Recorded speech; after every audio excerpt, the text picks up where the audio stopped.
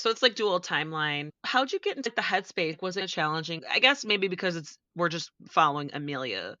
And so she's the one doing the dual timeline technically. But was it difficult for you to like get in the headspace to switch back and forth? Because it wasn't necessarily the timeline, it was more that I was head over heels for Franklin for a little bit, and then I was head over heels for the doctor for a little bit, and then it got to the point where I had actually written a really like a scene that I had to rewrite that because the doctor just came off like a terrible person.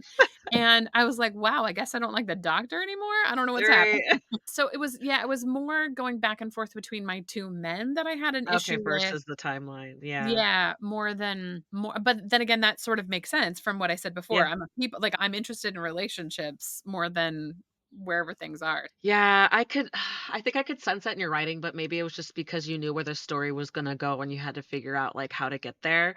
Because I I was swooning a little bit over Franklin as well, even though I think his name was Jack. I think the Jack, yes, doctor, yeah, I think he wasn't like on paper he was almost great. perfect. He was Yeah, doing everything, anything that she could have imagined, except with the whole he was a traveling doctor, so that obviously that threw a wrench into everything and made her consider, even just consider things, right?